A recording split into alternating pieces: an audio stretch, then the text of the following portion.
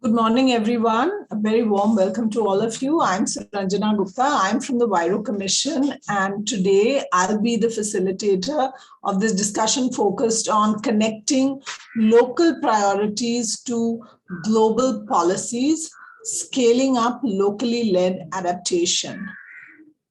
Today's discussion is focused on the idea that many grassroots women's groups in Southeast Asia and all over the world are actually engaged in solving local problems and addressing the many challenges they face as a result of climate change.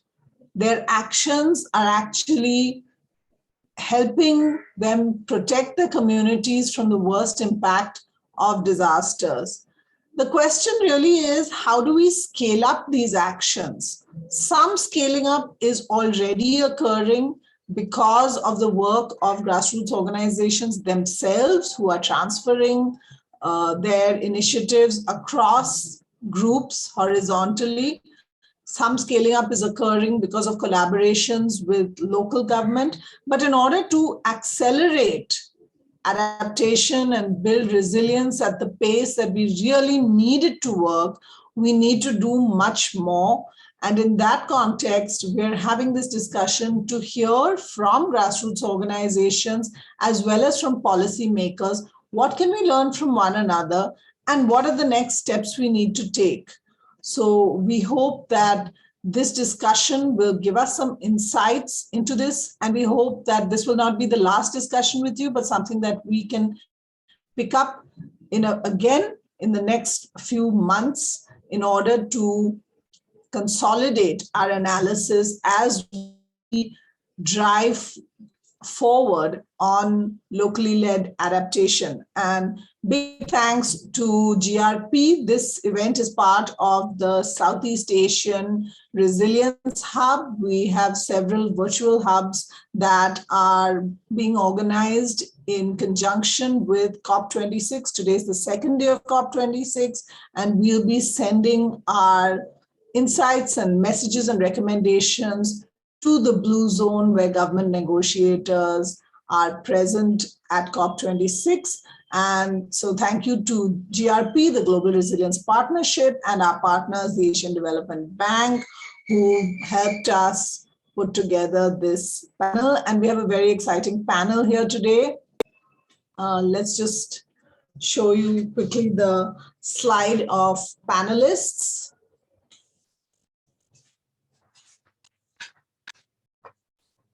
The Zoom protocol. Okay, the panelists first. So we have, you can see there that we have grassroots organizations and NGOs who represent the most vulnerable groups worst affected by disasters and climate change. They'll be speaking first and giving you some idea of the kind of work that they're doing on the ground and how they're trying to scale that up. And we also have Park Yoga, who's from the government of Indonesia, and Yukiko Ito from the Asian Development Bank, who will be commenting on this and providing an institutional perspective that guides us on how policymakers perceive these grassroots-led actions and what are their recommendations for scaling up these actions. In the meantime, do keep the chat active because we may not have much time to go into questions and comments. We will try and have a little time if our speakers are all staying within their time limits, then we can perhaps have some discussion. But please feel free to use the chat to make comments on what the speakers are saying, to come up with recommendations, and to ask questions. We encourage the participants and the panelists also to answer in the chat if they can. And with that, let's just go through the Zoom protocol very quickly. The Zoom is being recorded. If you notice any offensive content, please notify Sugar, Iron, or Buddy. They can also help you if you're having technical problems. And we recommend you close all non-essential applications on your device so that your Zoom works well. Please mute your microphone when you're not speaking and use the chat box for comments and questions. And with that, I think welcome once again, and let's go to the panelists. I'm going to start by calling upon Ami, Deborah Diane Utami. She's the program manager at Yakum Emergency Unit. They've been working with communities on disaster for many years, but their more recent work is with grassroots women's groups. She's going to share first. After that, she has Ibu Roniatun with her. We'll have a brief video on Ibu Roniatun's remarks, but we'll come back to her for her recommendations. As you're writing in the chat, think about where investment in scaling up local action is most needed and how you think that that investment should be shaped and designed. Thanks very much. Over to you, Ami. The floor is yours. Yeah, thank you very much, Suranjana. So thank you for this opportunity to share our learning when we're working together with the women group in Indonesia. So since 2015, Yakum Emergency Unit, with the support from Huairou Commissions, has committed to facilitate more than 60 women groups in Indonesia, both in urban and rural setting, strengthening their leadership and also connecting them directly with the governments, the private sectors, university, CSO network, and also the other network of women group, either in local, regional, or global levels. So we work together with the women group as partner, in which we started by strengthening the group itself or establishing the group in the community, raising their awareness and understanding of the climate change impact in the community and also disaster risk. And together we identified and analyzed their perspective on the priority of risk, challenges they face, the root cause, and then the women group will decide on the priority of actions they want to initiate. So based on these discussions, the women group then formulated a proposal of priority of actions to get access for funding. We also support the women group with the flexible funding. So through this small funding, the women can demonstrate their resilience action to reduce disaster risk and also adapt to the changing climate. The initiative is not only to reduce the risk, but also related to the livelihood and environment conservation, such as how they make sure that the livelihood can be more diverse and then resilient and also sustainable despite of this changing climate. And the interesting part is that the initiative that they proposed usually not only benefited the group itself, but also benefit the family and also the wider community. So how can this happen? The women usually have a role as a health carers in the community. So they understand the community better. They know whose family have people with disability, children under 5, or how many pregnant women in the community or those with chronic disease. They also know where they live. Even during this pandemic COVID-19, where community activity is restricted, there's so many evidence that shows that women find a way to support those in need, even involve them in the activity. And oftentimes the women also assist the village field officer and contribute to identify and also verify community member to get access for government program, particularly for poverty alleviation programs. So with this background, scaling up the locally led resilient practices is possible if there is a long-term commitment from the governments, the CSO, and other stakeholders to build and nurture the partnerships with the local actors, in this case, the women group. So the partnership shouldn't be seen as one-time process, linear or contract basis between the donors and the recipient of fund, but more as a means to continuously learning together, to listen to each other and also develop and refine the solutions together. So in the process, there might be trial and error, but that part of the learning journey that should be documented.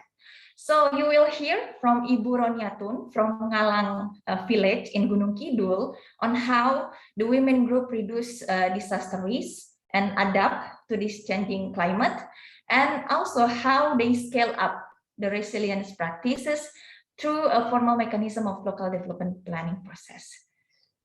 Thank you so much, Ami. In this very short time, you've given us very, very pointed remarks that highlight the importance of women setting their own priorities. Sugar is going to play the video of Ibu Roniatun's remarks, but while she does that, I'm just summarizing a couple of points that stood out. So women as health carders and their ability to identify vulnerable people, the importance of flexible resources, long-term commitment, and their ability to support the government to deliver on poverty programs, social protection programs in a more effective, efficient manner, which we saw also during the COVID crisis. Yeah, let's hear from Roniatun. My name is Roniatun from Ngalang Village, Gedang Sari, Gunung Kidul. I am a secretary of Mantili Tangguh Women Group. My village has several disaster risks such as flood, landslide, wind whirl, and drought. Initially, we mitigated those disasters by establishing a crops barn, but then there was a crop failure. Therefore, we came up with a solution to develop grocery store.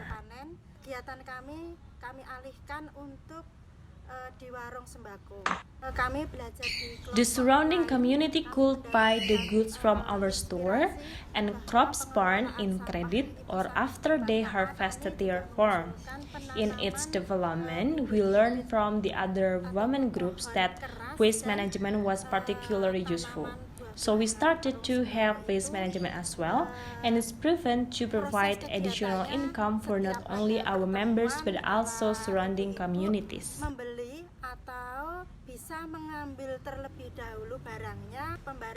In 2017, flood and landslide happened and blocked the access to our village. Our group managed to contribute basic food such as rice to support public kitchen until the road cleared and accessible. At the time, due to our contribution, village government started to pay consideration on our activities.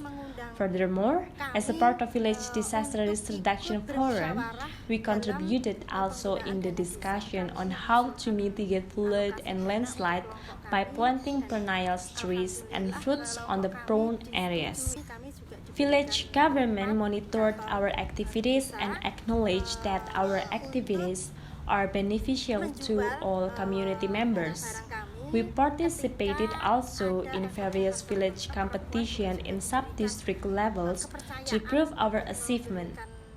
Our women group then was invited to village annual budgeting meeting for development planning or Musrenbang Desa. During that meeting, we can voice our concern and propose village budget allocation for women and children programs. We wrote down our activities proposal and presented before the village government and meeting participants. The arguments in the meeting were not always run smoothly. However, we proved that our activities benefit not only our members but also all village communities. One of the supports that we received was additional capital and room for our grocery store. Even though not all our proposed activities received budget allocation, we now have more actual position in delivering our messages. Before, although we were invited to the meeting, we only participated as a passive listener and served snacks. Now we could join the discussion and voiced our messages. The acceptance of local government has put new meaning in our participation during village development budgeting planning, and it has provided opportunities for us to access programs or have collaboration with other parties such as NGOs, universities, faith-based organizations, and even private sectors.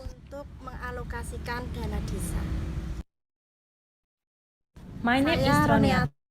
Okay, thank you so much. That was great. And what I get out of that is that even while there is a very progressive decentralization program and inclusive decentralization program in Indonesia, some investment has to be made in helping groups who have been traditionally excluded from public planning and decision making, to give them the capacity and confidence to come in and influence the local planning process. Ibu Roniatun, let's go to you for your recommendation. Over to you, Ami and Roniatun. Terima kasih. Di sini kami mempunyai 2 rekomendasi, yaitu yang pertama, lebih banyak kesempatan untuk kelompok perempuan dalam mengambil keputusan ataupun memutuskan kegiatan-kegiatan prioritas untuk mengambil dukungan dana dari pemerintah untuk sesuai dengan kebutuhan prioritas kelompok, sesuai dengan resiko-resiko bencana yang ada di desa kami. Terus selanjutnya yaitu kesempatan bagi kami untuk memiliki akses kontrol dan mengambil keputusan atas sumber daya baik material maupun non-material, melakukan kegiatan-kegiatan ketangguhan dan memperluasnya. Rekomendasi yang kedua yaitu lebih banyak lagi kesempatan bagi kelompok perempuan dalam mengambil keputusan, termasuk dalam memutuskan rekomendasi yang kedua yaitu banyak kegiatan-kegiatan pelatihan, pendampingan untuk kelompok perempuan, bukan hanya terkait kepemimpinan, tapi juga bagaimana sumber daya baik keuangan maupun non keuangan supaya lebih transparan dan mempunyai lebih banyak kesempatan untuk mengakses dukungan dana maupun lainnya dari pemerintah atau pihak lain, dan menyederhanakan penyajian pelaporan administrasi supaya bisa dimengerti lebih mudah kepada kelompok perempuan tersebut. Thank you. In the interest of time, I'm going to ask you to summarize the top 2 recommendations and put the rest in the chat. Thanks, though. Thank you so much. Go ahead, Ami. Okay, so the recommendations by Bu Roniatun, there is 2 recommendations. The first one is to provide more opportunity for the women to involve actively in the decision making, to decide on the priority of actions they want to initiate based on the risk mapping and the resource available. And also the second recommendation is about the capacity strengthening. It's not only related to leadership, but also financial management and accountability. So they can be more transparent and accountable, and also more importantly, to simplify the reporting mechanism so it can be well understood by the women groups as well. Okay, so very concrete, more capacity building, include system strengthening, help women account for money so that they can manage more money. Yeah. Okay, let's go to the next speaker now. From Cambodia, Urban Poor Women Development. We have Sina here. Sina, please go ahead. Thank you. Go ahead, Sina. Thank you, Ranjana. Nice to meet you. And good morning, everyone. My name is Sina from Cambodia. I'm program manager and also HIRU Commission member.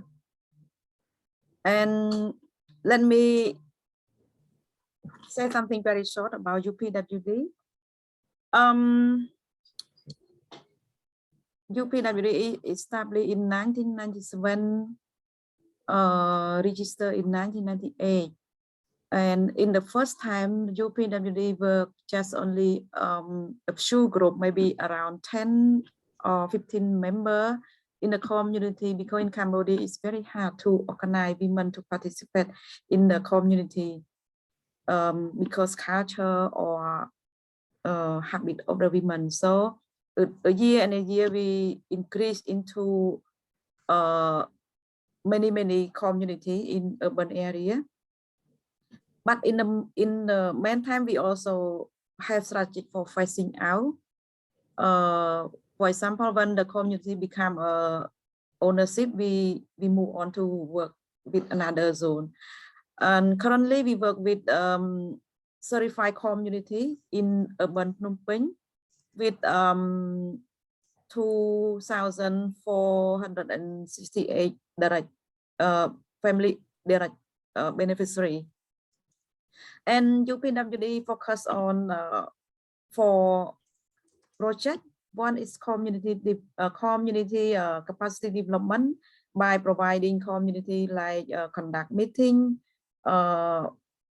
support community for develop planning, and prioritize issue to the and submit to the local level for commune investment plan, and also working with the land right to facilitate community on advocacy of the land registration and stop eviction or fair compensation. And another part, we also working with network for develop policy called policy justice policy for all, and make community movement for land right, because here land is become like booming price, so it many land grabbing or dispute with the land. Yeah. And almost poor people do not have land title because even they live from after Pol Pot regime, but the government not pay attention to provide the land title to them. When the company or Chinese company or any project from the government, they go to take their land, and many community remove without fair compensation. Yes, and other project we also support. Sorry, Sina, I'm going to interrupt you here. Can you tell us, have you been successful in helping communities access their land rights? Can you tell us how long it's taken you and what have you managed to do for communities in relation to adaptation and building their resilience? Yeah, because like the project is linked together, like community organizing to the land right or to the disaster reduction or food security. But I would like to highlight for the success story of the land right. We facilitate for community for a long time to develop the community mapping, profiling, and negotiate with different stakeholders like municipality, Ministry of Land Management for land registration. One case, we advocacy for 9 years to get the land title. So 3 community success with to get land title finally, that direct benefit to the almost 200 family in those areas. That in the land is not the land is called exclude its zone, so the government not allowed to get the land title, but through the advocacy for a long time and very strong women group, they success at the end, and the land become a good price. And but they do not sell their land because they say that the land is their life. They keep their land for survive and stay for like I can say for forever for their children or something. And some family, after they get land title, they can use the land title to get the money from the bank with the low interest, and they feel stable, and they start to improve their community by road repairing, drainage repairing, connecting electricity, and house, like repairing house. So everyone is happy to get that, and so they spend that very small properly to innovate and to design their home. Now we can see the beautiful house in those areas. Thank and you. Many people very happy with that project. Thank you so much, Kosina. Thank you so much. I have to stop you here just in the interest of time, but please feel free to put the rest of your remarks if you want to add anything in the chat, and we can also come back to you maybe if we have the time. But I think Osina's example is really important because it draws attention to the long-term work that civil society movements and women's groups on the ground and local communities have been doing on issues like land tenure and land rights with the urban poor. Not only does it take a long time, but I think communities are also bringing the issue of land tenure, which is very important, into disaster reduction and the climate change agendas, which tend to stay a little technical, and they don't really want to go near issues of land tenure because these are highly politically charged issues. But you can see from Sina's remarks that land tenure actually helps to upgrade settlements, improve infrastructure, help people gain access to credit, and so on. Thanks so much, Sina, and I'm sorry to interrupt you, but let's go to Sonia Fadrigo, another urban example from the Homeless Poor Federation in the Philippines. And let's put her video on.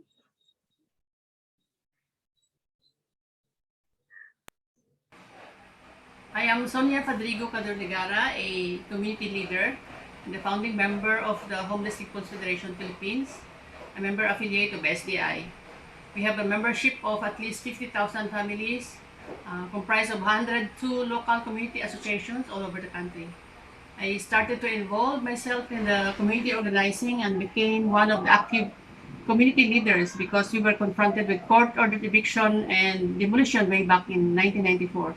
In 2008, my city was hit by a devastating typhoon, Typhoon Frank, and many people died and thousands lost their housing and possessions. Most of them were informal settlers living on the riverbanks.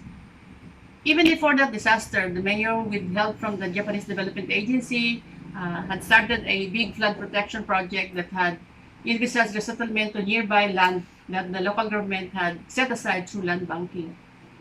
But people had been reluctant to move. Their livelihoods and social networks were linked to the river and the city center. But the disaster changed their views. We started to organize them and were able to create many alliances with the local government, national agencies, and international NGOs. First, we built some temporary housing for those most in need. And then, step by step, we built a whole community with decent housing for families affected by the disaster. We have collaborated with universities and foundations and our network of young architects to find cost-effective and innovative ways to build houses. These houses can withstand typhoon winds and is in line with the Philippines Building Code. And constructing these houses emits 80% less greenhouse gases than conventional materials being used. Today, representative of the Homeless People's Federation Philippines sit in various local government committees. Our views are asked when it comes to flood protection and land use planning, city shelter plan, annual investment plan, local economic development, and other development issues of the city. Of course, everything is political and a question of constant negotiation. Change is slow, incremental, and difficult, and there are never enough resources to achieve everything that needs to be done. Different organizations that are our member networks, such as the Asian Coalition for Housing Rights and Slum Dwellers International, have enabled people to organize and to learn. People are driving people-centered development by generating our own finance, our own information, by collectively negotiating for land and housing, and by linking these processes with all the other key stakeholders.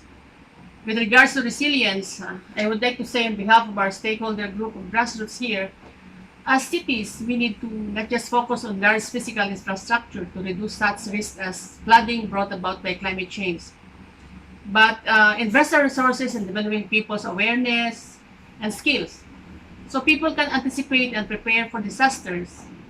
On technology, a good example of technology is data gathering that supports people's claims and is recognized by government.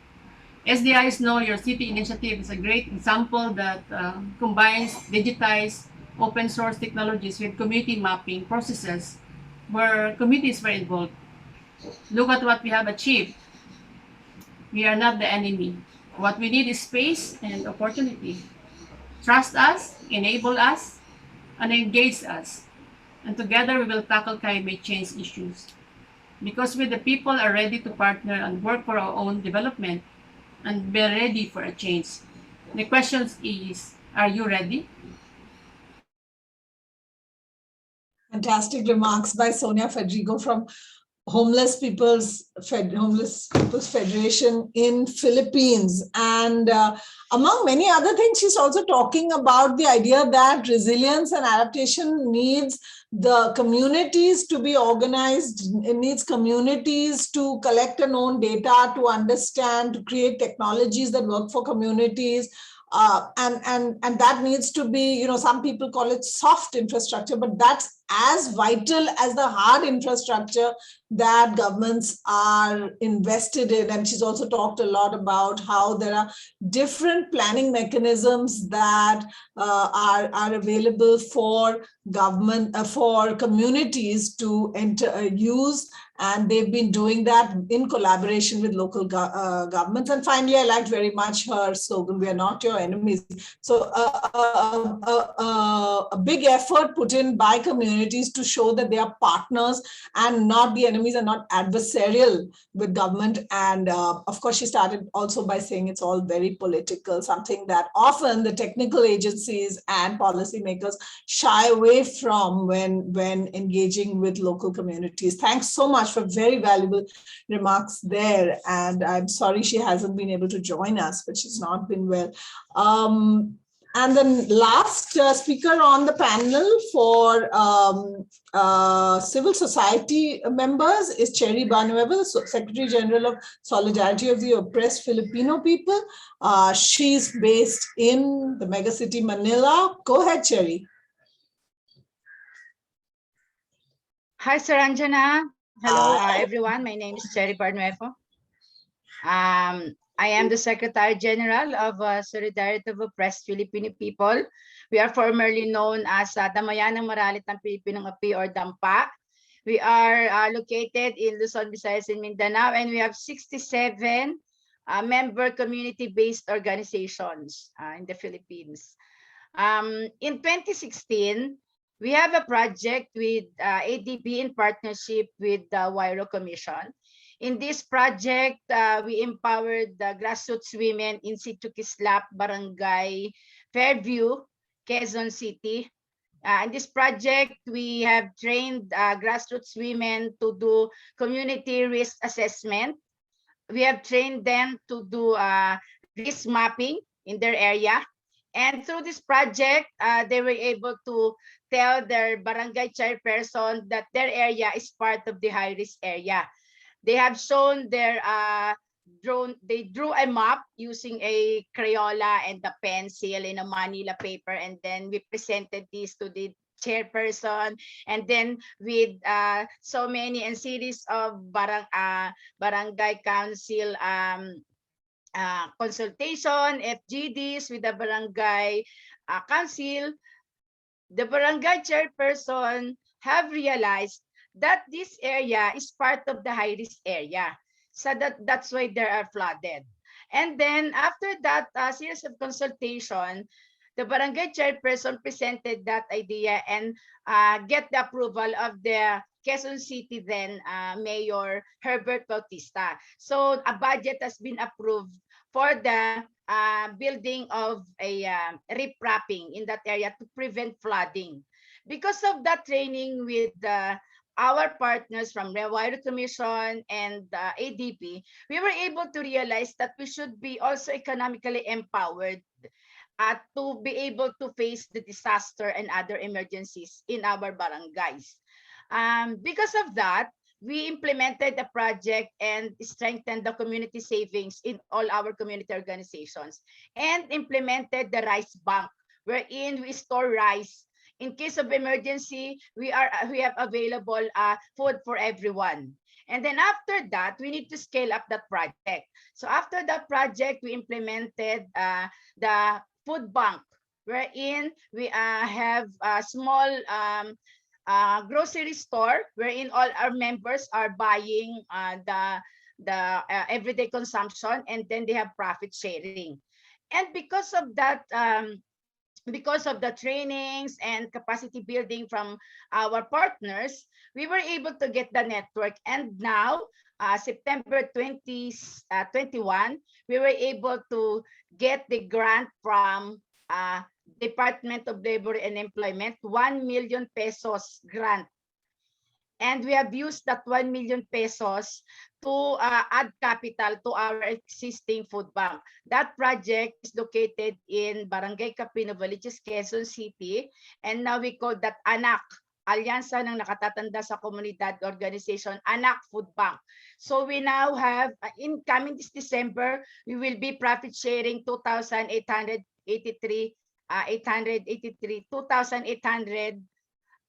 283,000 pesos for the profit sharing because of the 2016 project with ADB. So what we are suggesting is for us to be able, the grassroots women leaders, to be able to embattle the disaster, the climate change. We should be economically empowered for us to be focused on how the trainings on all the capacity building from our international INGOs partners, from government agency trainings, we will be able to focus on that and grasp and be able to realize what are those trainings if we are economically empowered. Thank you. Thank you. Thank you so much. So Cherry is bringing up the importance of being economically empowered and economically resilient, which is what the food banks are. The need to demonstrate things before they can be scaled up with the government. And also she has talked about right in the beginning of her example, the idea that communities have this hyper local data, which is often not there with governments. And so when they map, they bring up these issues of highly localized risk, which they can then use to negotiate with government. And the idea that the barangay and communities have gone together to get resources to the municipality is another piece that I hope that you could hear. So with that, we come to the end of our panel with the grassroots and civil society speakers. And let's go to our policy makers, whom we have the privilege to have here. I first want to introduce Pak Yoga. Suprayoga Hadi is the Deputy Policy Support and Human Development in the Vice President's Office of the Government of Indonesia. Pak Yoga, it's really a great privilege for us to have you here with us. We know that you have a lot of experience in disaster management, then at Bapinas, and now you're focused more on poverty reduction. So I think that's ideal for our discussion. So please share your reflections. Thank you. The floor is yours, sir. Thank you, Suranjana. It's my pleasure actually to be participating in this very interesting topic on the climate resilience of the local community. Okay, I will try to actually review the presentation from Ami and Bu Roniatun from Indonesia. Of course, you know very well about how Yakum is very much, you know, assisting the community level in the village and also kelurahan level in Indonesia, especially in you know poverty, as well as how the women organization also participating, you know, actively in disaster as well as the climate change resilience. And also from Cambodia, I think Sina already, you know, presenting quite interesting on the basis of like the what we call the land tenure, as well as how we try to make the land as the capital or the modality actually for making the community resilience in the field level. And of course, Sonia and Sherry in the Philippines case is very much related with how the CDD actually, the community-driven development, is very much required actually to support and also to strengthen how the local community is, you know, participating actively in the climate change adaptation as well as resilience. So I'll try to make the case of those issues, how Indonesian actually try to cope with the issue of the climate resilience locally. Since maybe about 9 years ago, in 2012, we have already you know introduced what we call the program Kampung Iklim, what we call the village climate program, which is very, very interesting actually, how the kampung or the village in Indonesia already been something like assigned, yeah,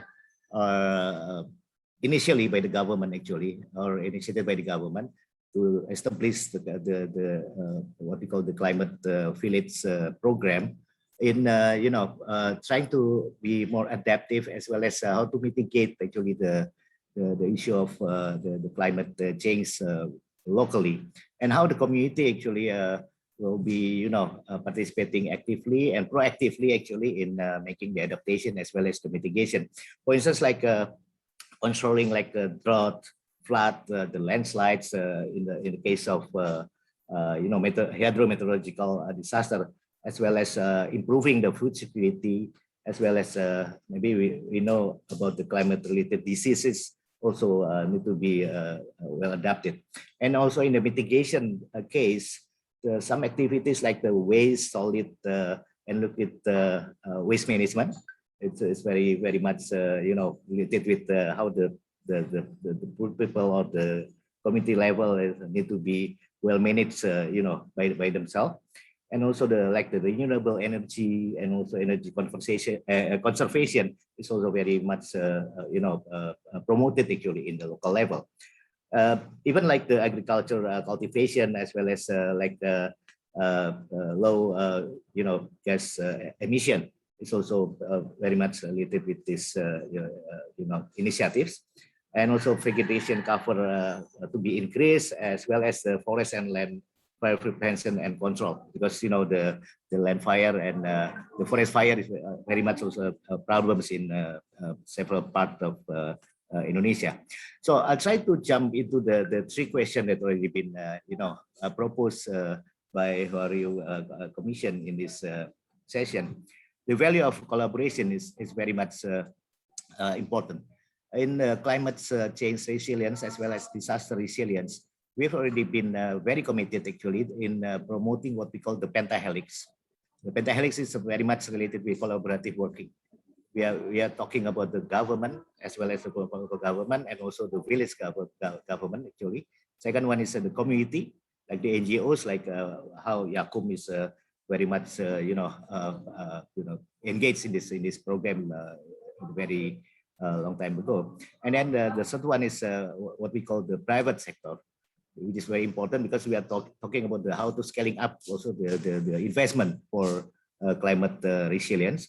And then the fourth one is the academician, the universities, the local experts, and also local research center is also well engaged in this issue. And then finally is the media. Media is also very important, how to change the habit, change the way the people dealing with the climate and disaster is very, very important. And then the second one about this scaling up the investment is also I think related with what the government already promoting, what we call the Dana Desa or the village fund, like what Sherry and also Sonia mentioned about the barangays in the Philippines. Indonesia already been promoting what we call the not really the land or village banking, but or rural banking, but we call the Dana Desa. It means the village fund. The village fund is actually allocated by the central government for the village in almost 80,000 villages all over the nation, and the decision is theirs. How the decision is making is from the planning process, like what Ami and Bu Romiatun talking about the planning process from the community level, and then going up to the district level, and then the national level. But in the village level, they have their own decision-making process actually on how they use up the village fund more productively, including how they prevent and how to mitigate the climate change and also disaster by themselves. So this is going to be very, very important actually, how they make the village fund more productively in making the resilience much stronger and much strengthened actually in the village level. And then finally, I think on your the question on how the government is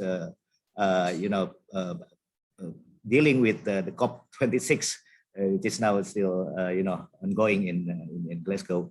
I think that is very important that all the budget from the government already been we have the taking actually the budget from the government side. Since from the central level, provincial level, we have also at the kabupaten level and district and municipal level to take actually the budget for the climate resilience, including for the adaptation as well as for the mitigation of the climate change in the local level, nationally as well at the provincial level. So it means that the investment for resilience is already been committed from the government, and then from every single layer of the government, we already been taking actually the budget for the climate resilience. So I think that's information that I should share in this session. Thank you, Suranjana. Fantastic, fantastic. Thank you so much, Pak Yoga. I take away from your comments the two very important things that you talked about, the collaboration, which is critical, which we have to invest in, and you have talked about specific mechanisms for collaboration that you have in Indonesia, but also the decentralized mechanism that you have in terms of the village fund as a resource, and then you have the village decentralized planning process. And I think that Ami and Roniatun's remarks have to do with how do people get empowered to actually enter and influence those processes. So I also like very much your very concrete remark about the need for budget tagging so that governments can actually count how much is being invested in climate change. So that's very concrete. Thank you so much. And now I have the privilege of introducing Yukiko Ito. She's the Principal Social Development Specialist in the Social Development Thematic Group on Sustainable Development and Climate Change in the Asian Development Bank. Welcome, Yuki. Thank you so much for joining us. I know that you have a lot of expertise also in community-driven development and in social protection.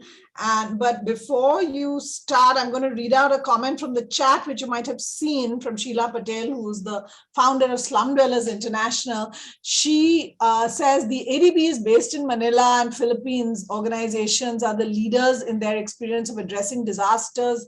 And there needs to be ways in which this experience from the Philippines and other countries, create an architecture for global and local partnerships to address emergencies. So in case you wanted to say anything about that in your remarks, I just wanted to read that out. Please go ahead, Yuki. Thanks.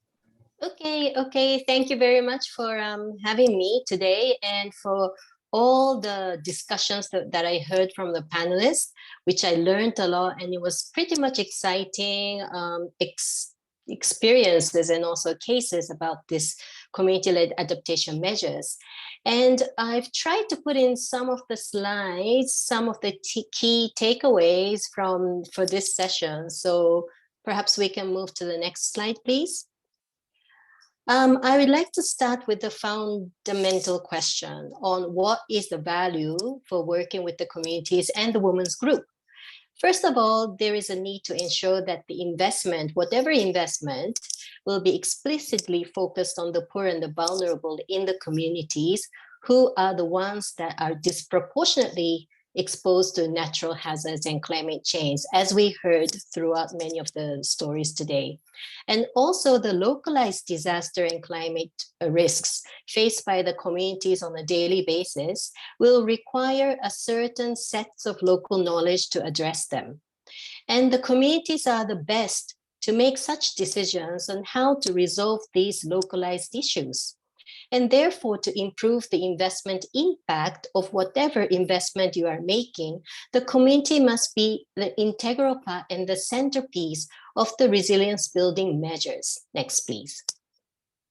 So where the investment is needed the most? The investments in resilience building measures is critical absolutely critical in reducing the lives of the people themselves, as well as reducing the loss of the community and household asset that exists in that locality. These resilience building investment would include several of the things. One would be community infrastructures. It must be resilience, and it could perhaps be integrating some factors of disaster proofing technologies in it. And second one is livelihood. It must be resilience to address the underlying vulnerability of the poor and the vulnerable within that community. And lastly, thirdly, disaster preparedness activities that I've heard a lot through the discussions today to manage the risks which are left, which we, which we probably need to amplify the good practices a little bit more of such measures. Next, please. So what would require for scaling up community-led adaptation measures? I see through the discussions three important areas. The first one is partnership with other stakeholders, not only the communities can do so much. Second is the capacity building of the community. We also heard about this through many of the examples today. And thirdly, it's absolutely important, like today, to showcase and scale up good practices. Next, please. So first, about why strategic partnership. This is important because the community can only do so much by themselves, and they will be needing to strategically link up with the other partners, such as what we've also heard with the national or even local governments, the NGOs who are working in the area, or the donor agencies, if there are, and also private sectors, and all need to collaborate together and to link up with the community to build the resilience measures. And in doing so, community must learn how to navigate through the government bureaucracies, local or national, to find an opportunity of an entry point to be able to work with different partners, and important to leave a legacy of the value of the community as the strategic partners. Next, please. Second, there is a need to invest a lot in community capacity. Building local capacities in using community climate and disaster risk information is absolutely important. And I think we heard a couple of times mentioning about this. And to do this, the community will need to understand the risks that they face, but not only using the scientific information such as the hazard map available on that geographical space, but also to reflect on what the communities know, the traditional and local knowledge that exists in that area, to come together to make a proper assessment, a localized assessment. And such community-led assessments can inform the local governments or the national governments on the climate and disaster resilience priorities to be able to secure funding from the local or national governments. Next, please. And then taking every opportunity, like we are trying to do for today, to showcase good community-led practices. This is important to demonstrate and to amplify widely the effective development impact. And another thing is the fastest way to scale up, and I think we also heard from Yoga today, that the community-led adaptation measures that you are doing, and if there are good practices, to integrate into existing large-scale government programs. And perhaps it would be existing large-scale government poverty reduction programs, because it will reach automatically the poor and the vulnerable in the communities. And these national wide-range government programs, if you ride on these, you will be able to saturate throughout the country, or if you can also saturate across the region. Which would include social protection programs or community-driven development programs, rural development or rural or urban informal settlement, community forestry, or whatever it may be, that will allow to tackle both the poverty reduction at the same time the climate and disaster resilience. Next, please. So finally, what can we say to the government at COP26? First of all, the disaster and climate change is threatening the gains achieved so far for poverty reduction in Asia and Pacific, especially as the poor and the most vulnerable communities are disproportionately impacted by shocks and stresses. And number two, the community-led adaptation is the best strategy to address the localized disaster and climate risk through by integrating the local and traditional knowledge that the communities would have. And thirdly, incorporating these community-led adaptation strategies becomes an opportunity for the government, and this is very important from the viewpoint of the government. It becomes an opportunity for the government to strengthen the impact of their investment as part of a very important transformational approach to this climate and disaster resilience. Next, please. That's all. Thank you very much. Oh, thank you so much, Yuki.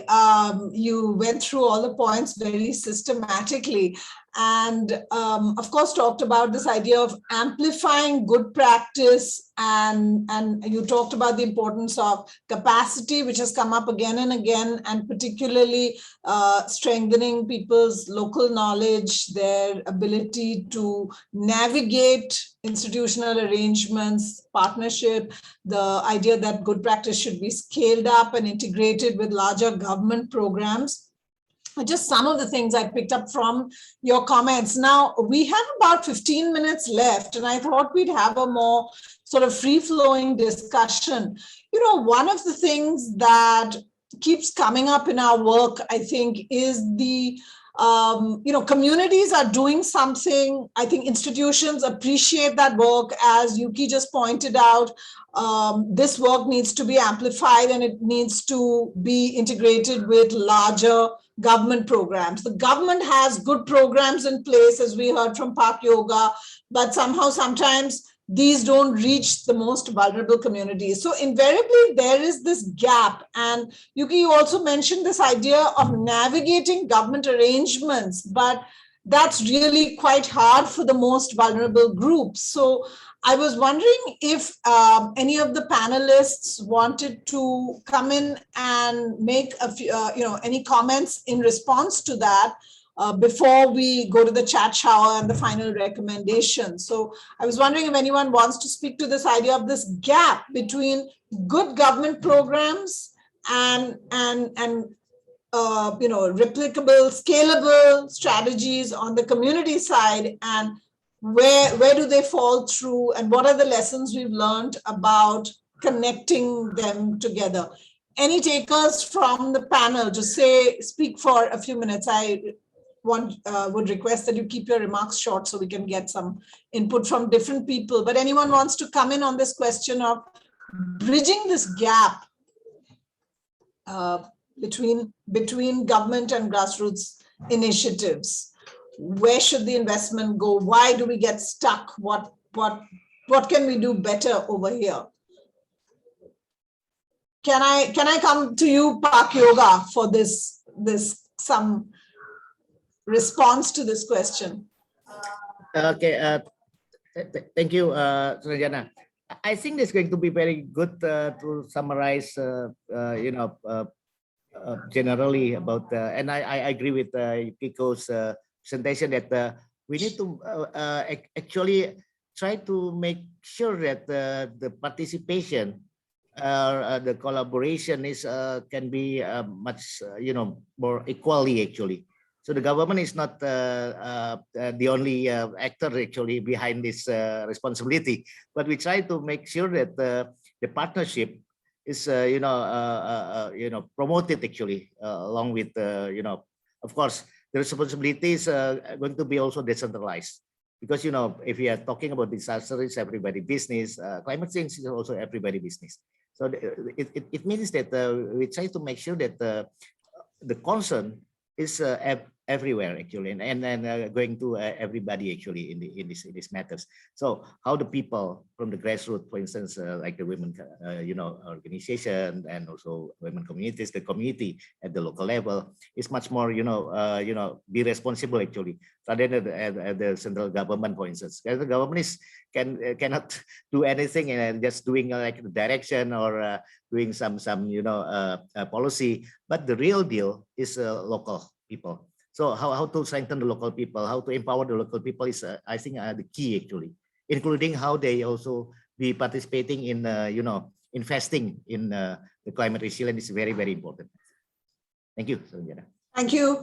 Yuki, any remarks to add around this issue of these gaps and how we might try and bridge these gaps around how communities can navigate institutional arrangements?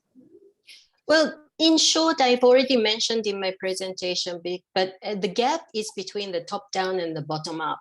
And Right. that's where the gap is, and it's not merging. But I do believe what Pak Yoga said about the functional difference between every stakeholder should function, and all should be collaborating in partnership ideally, which is different. But fundamentally moving from trying to secure the budget of what the community-led adaptation need would be, that would require amplifying and demonstrating the good efforts that you all are doing, which government is really, really hungry to listen to those initiatives. Thank you.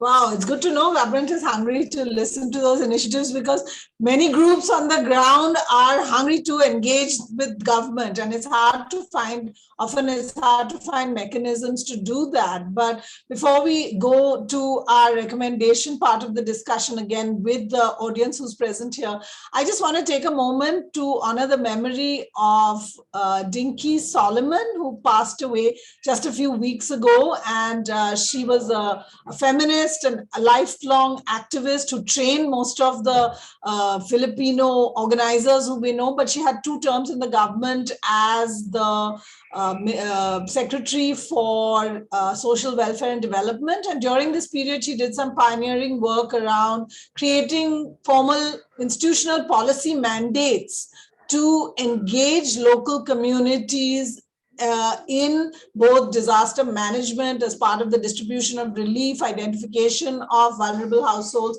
as well as monitor the conditional cash transfer program in the Philippines. So those are some of the lessons we take away from her work in the Philippines. So with that, let me go to our audience, and let's have the chat shower. Let's ask the first question: where do you believe investment is most needed?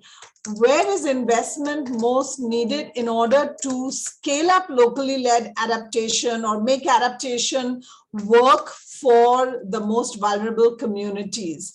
So write down your answer in the chat, but don't don't press enter. Just write down the answer, and let's wait till everybody has it written. Let's wait a couple of minutes, and then we'll say go, and everybody say and put enter in at the same time, and we'll see everybody's remarks on that. Okay, so that's the chat shower we learned from IIED and the Red Cross. So everybody write down, where do you think investment is most needed, most urgently, and then just wait a couple of minutes, and when I say go, just press enter so we can see all your responses at the same time. So so let's give that a moment. And we had a lot of suggestions from people around capacity, what communities need to learn, what governments need to do, how we might try and bridge these gaps, what kinds of learning are in place. And I'm happy to say that the ADB's Community Resilient Partnership Program hopefully is intended precisely for some of these things, to bring together the variety of stakeholders from the communities to the national governments and bring them together and see how they can develop solutions that amplify and accelerate locally led adaptation in partnership with government programs. So let's go to, okay, go. Let's see, where is investment most needed? What do people have to say on this?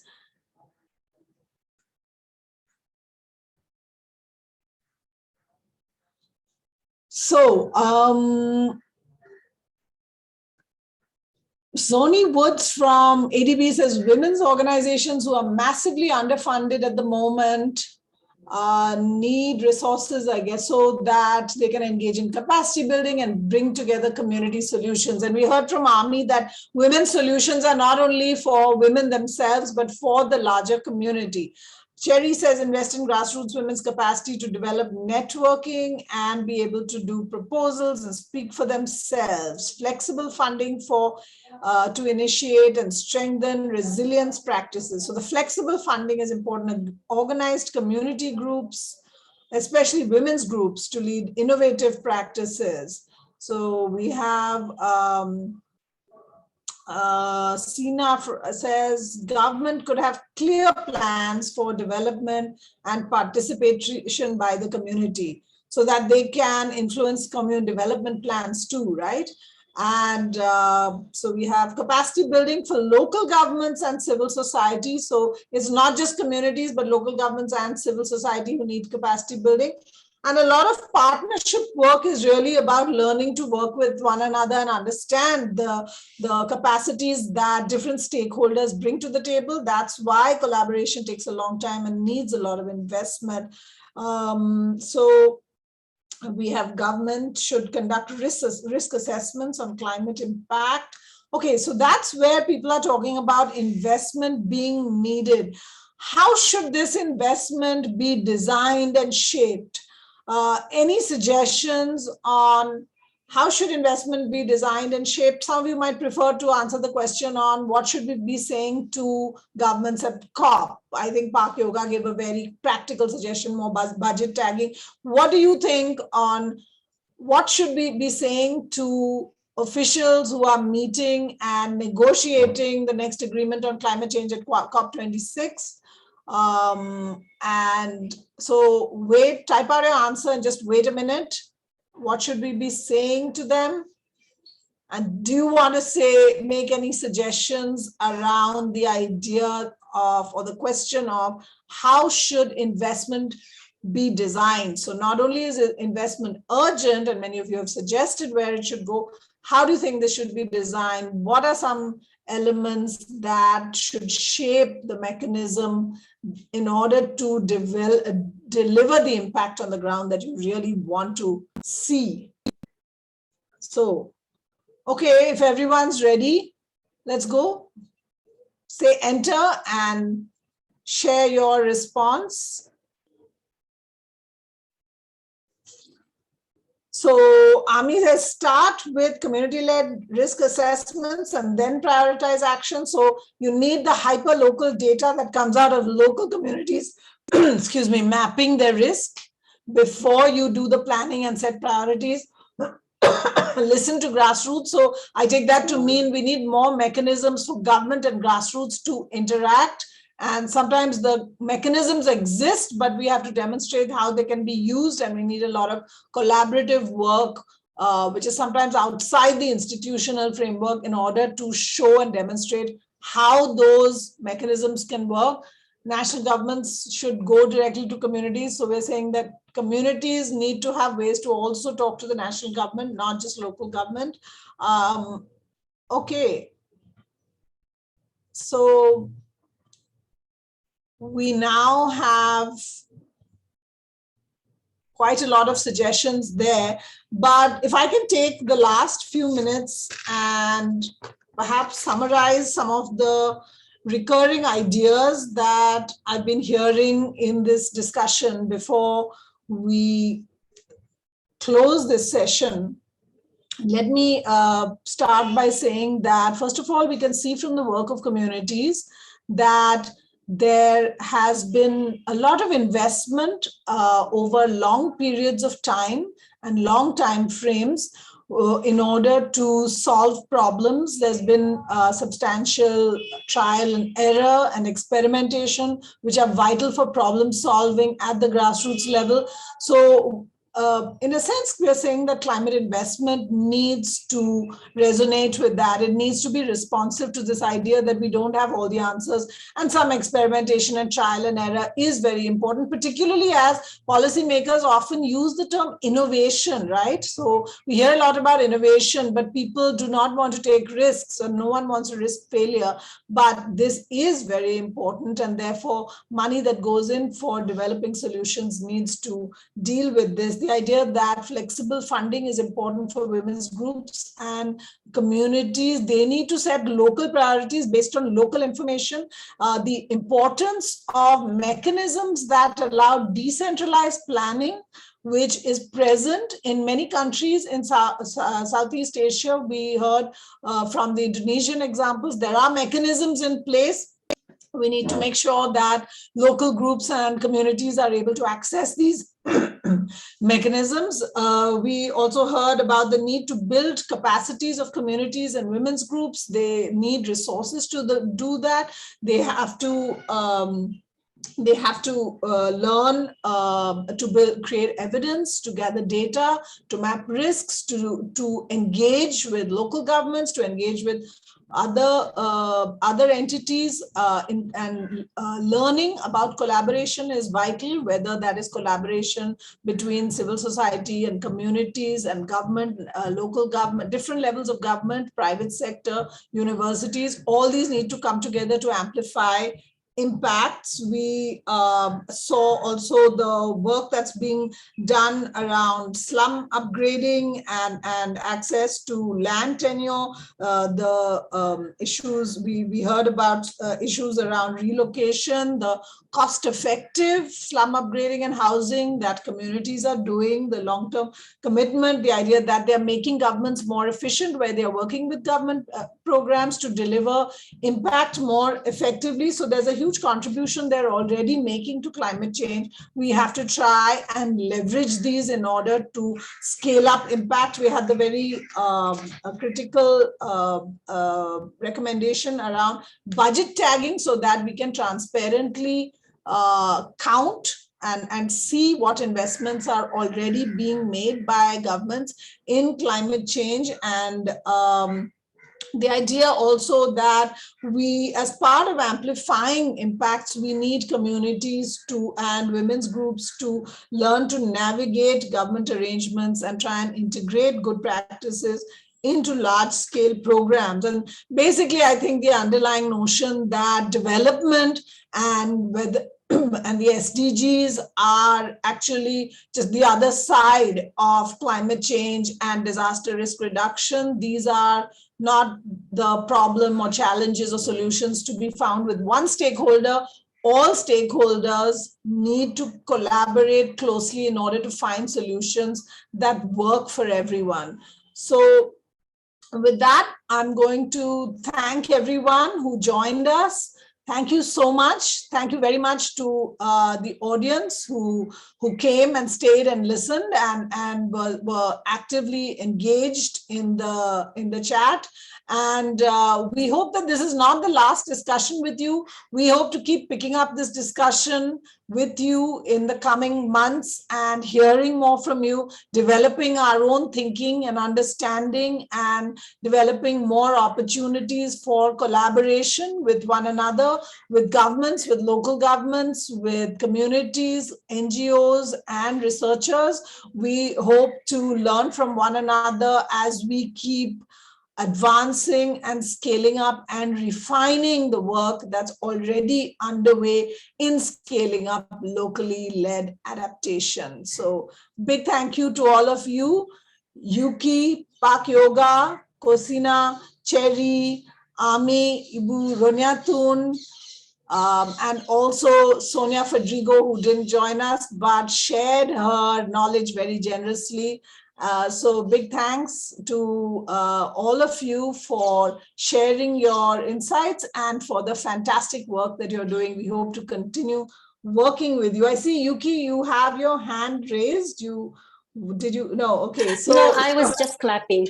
All right. Oh, I didn't see that. I couldn't see that properly. I'm so sorry. Okay, so I really appreciate all of you coming together. It's been such a rich discussion and so many things to learn from it. I hope we can get together soon again, virtually, but also in person, I hope. And I hope that's not too far away. And thank you once again for your participation and for sharing your knowledge and learning. Bye and thank you.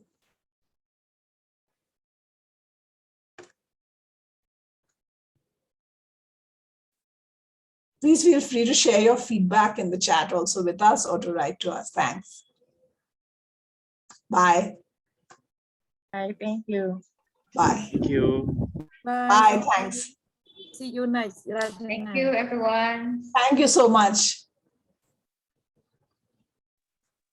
Thank you. Thank you. Naman yung isang kasama ko.